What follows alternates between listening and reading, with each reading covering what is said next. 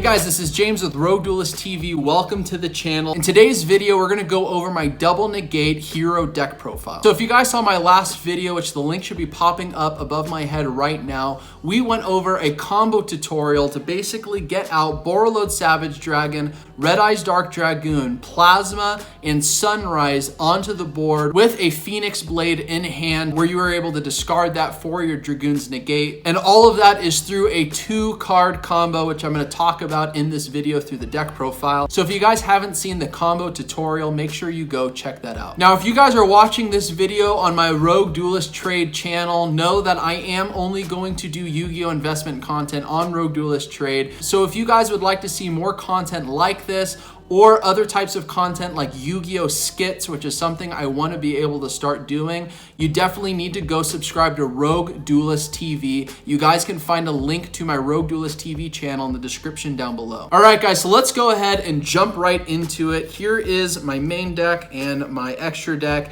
Let's go ahead through the main deck first. So to start it off, we have 3 Elemental Hero Stratos, and I actually have this in a certain order just to kind of explain to you guys how to get to that 2-card combo. So if you guys saw the combo tutorial video, when I summon Stratos, I search Vion, which I also play 3 of. So Vion basically gets you into the exact same combo. If you summon Stratos, you search Vion. If you summon Vion, you're going to pitch Shadow Mist and you're going to add Stratos to hand. Then you do the same thing where you banish Shadow Mist and get Polymerization, and then you bring out your Fire Flint Lady and then take out Fire Flint Lady to bring out Stratos, then search Malicious. So you just do the combo a little bit backwards in the beginning, but it still gets you to the same place. So a card that can get you to either of these cards is Rhoda. Rhoda is the other way to get to this engine, or of course 3 Emergency Call and a Hero Lives, which helps you get to the first piece of your combo. Now, getting to the second piece of the combo, I run 3 Fire Flint Lady. So Fire Flint Lady really is the heart and soul of getting into your combos and helps you get away from having to make Ferris kind of the only way to get you to build a good board with heroes. Now you don't have to be locked into only heroes. Honestly, this card is what can make heroes more meta relevant by being able to get negates onto the board. So to get to Fire Flint Lady, you can use Infernoble Arms Durendal. So this card we play 3 of as well because it helps us get to her. It's also an equip card, which is a very good other target to use for Isold if you use your Phoenix Blade. Basically, you equip this card to a monster, can be on your opponent's side of the field, and send it to the graveyard, and then search a fire level 5 or lower monster from your deck to your hand. So that searches Fire Flint Lady. And then Heritage of the Chalice also can search Infernoble Arms Durendal from your deck or your graveyard. So this also gets you to this, which gets you to Fire Flint Lady. So next we're gonna get into our hero engine, and we still play a very strong hero engine in this deck. But in terms of the Vision hero engine, we have slimmed that down a bit to only 1 Ferris and 1 Increase. And the reason why is that, again, this is not your main combo facilitator anymore in this deck, but it is very good to have if you do not happen to draw into any of your Fire Flint Lady cards. You can still pull the typical pure hero combo. Let's just say you have Stratos in hand and you have another hero, you summon Stratos, get to your Ferris, and then you can get into Trinity, you can get into Plasma. There's a plethora of things that you can try to get into. So that's why we still play this as a 1-of, to give you more options in case you don't open well, or to give you more options in late game. And next is our Elemental Hero engine outside of Stratos, which we've already showcased. We play 1 Honest Neos, 1 Liquid Soldier, and 1 Shadow Mist. Shadow Mist is actually very pivotal for the combo that I mentioned. You need to dump Shadow Mist to get that extra search of Vion. So that's very important. Liquid Soldier really is just a good extender overall. It really is just another element to get you into your combo. But if you can get Liquid Soldier into your hand without having to use Isold, it gets you into an easy +1 with his draw effect. He's just a very good card. Also in late game, if you draw into him, you can summon him, special a monster from the graveyard. You can really do some great stuff just with this card alone.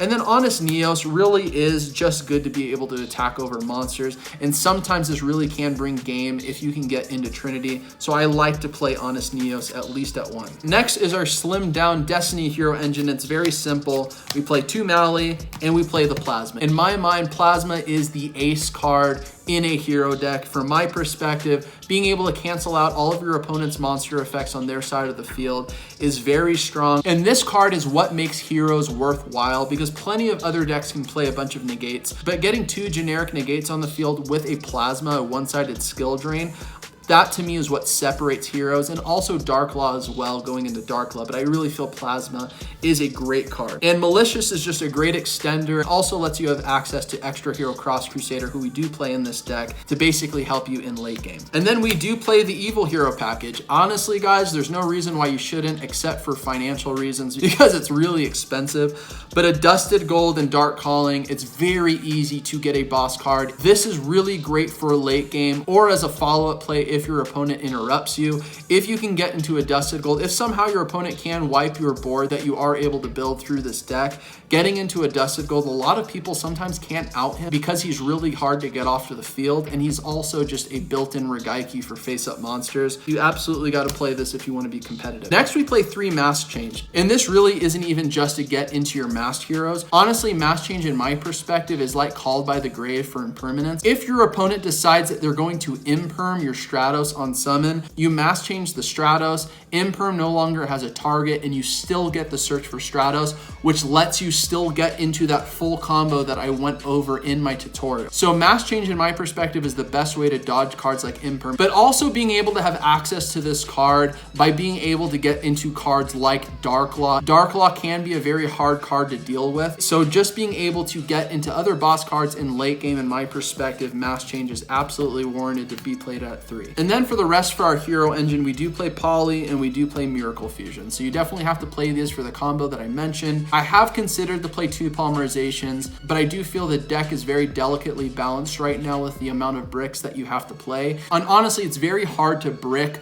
with heroes in general, especially at its purest form. So I feel you can play some bricks, especially to be able to build out the board that I showed in my tutorial. So I think playing 1 polymerization is fine because you can get this back from the graveyard, and we could talk about that when we get to the extra deck. So now to go through all of the bricks that we play in order to play some of these engines. This is our Isold engine. We play Phoenix Blade and we play Grappler Angler, which gets us into Christian Halki Fibrax. And also Divine Sword is a great card to get back into hand to have a discard for Dragoon. I also was playing Recover in order to get into Borreload Savage Dragon by using him and Sunrise to get into it, but I realized that Plague Spreader can be used with Malicious to also get into Borreload Savage Dragon, and I think I'm going to go that route instead. I'm still waiting for my Plague Spreader to arrive, but I am likely going to be playing that instead, but Recover is definitely another option. And then Red Eyes Fusion really isn't a brick because if you draw into it and you don't draw anything else, it's still a 1-card Dragoon, so I don't know if you can call that a brick,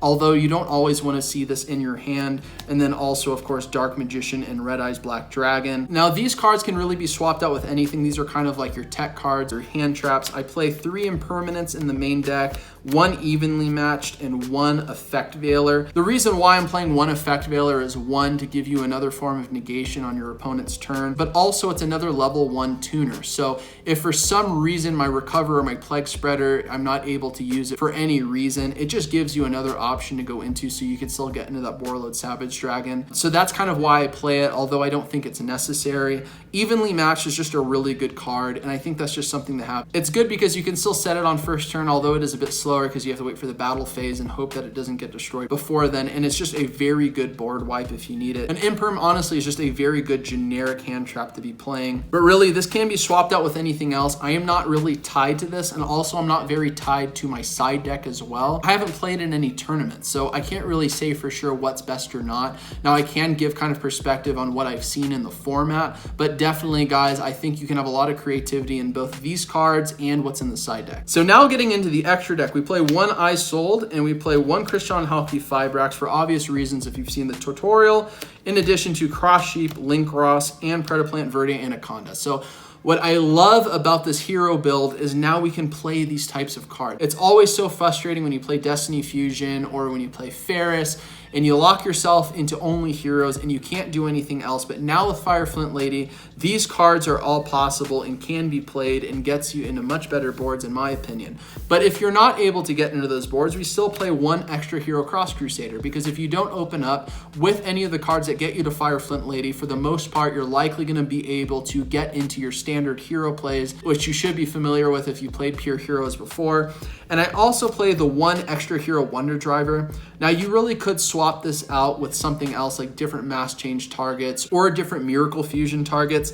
The reason why I have this in here is for late game. If for some reason I want to be able to get into Trinity, I want to be able to get that polymerization back into my hand, or it's also a good way to be able to get mass change back into your hand. I'm kind of on the fence with this card because I haven't play tested it enough to really see if it comes in clutch. But those are the reasons why I play it. Again, if you guys saw my tutorial, I play 2 Sunrise. And the reason why is because you have to link off with the other Sunrise.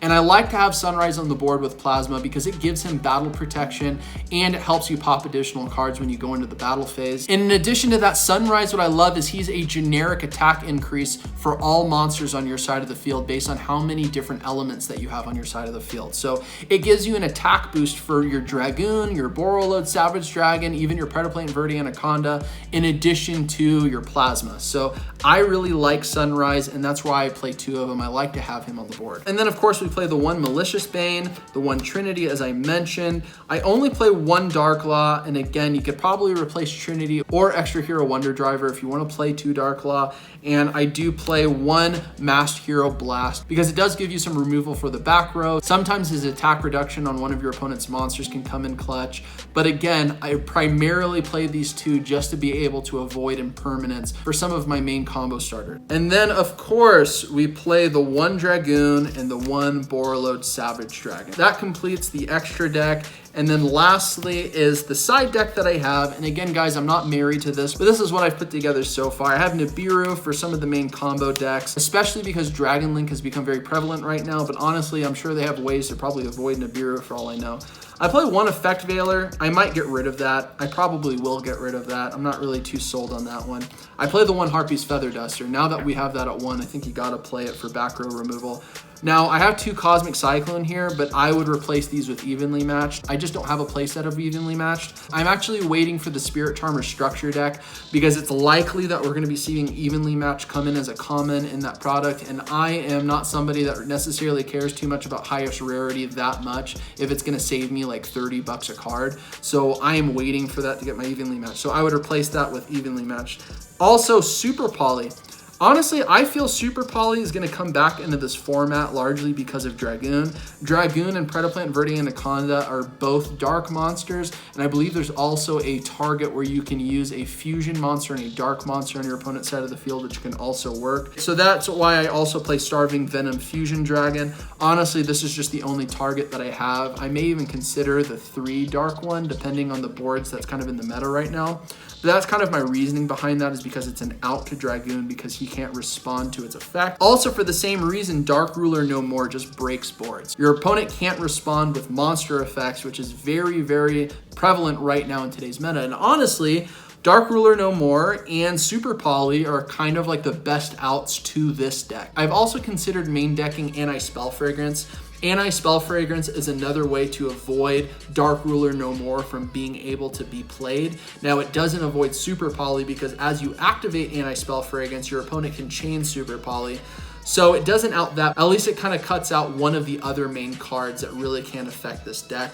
So I think for going first strategy, you probably could get rid of maybe Effect Veiler, Imperm, and Evenly Matched in the main deck and put in 3 Anti-Spell Fragrance. And then lastly, I played the 1 Red Reboot. I think Red Reboot really does come in handy every single time I see this card come in my opening hand, especially if you're playing Eldritch or even if you're playing Dogmatic. I notice in today's meta, there's a lot of trap cards being played, especially with Phantom Knights and the Phantom Knight engine becoming more prevalent as well. And Red Reboot's another way to get away from an Imperm, which can really slow you down. So that's really it on this deck profile, guys. I would love to know what you think. What would you guys change? Let me know down in the comments below. Again, I'm not completely married to a lot of the cards, probably out of the 5 tech cards that I have in the main deck and the side deck, and some of the cards in the extra deck. I would love if you guys would like to play test this. Let me know if you make any changes in your version of the deck. And guys, if you haven't done it already, make sure you subscribe to RogueDuelist TV. We're gonna have a lot more content on this channel. I'm definitely gonna do other hero profiles styles and tutorials and stuff like that.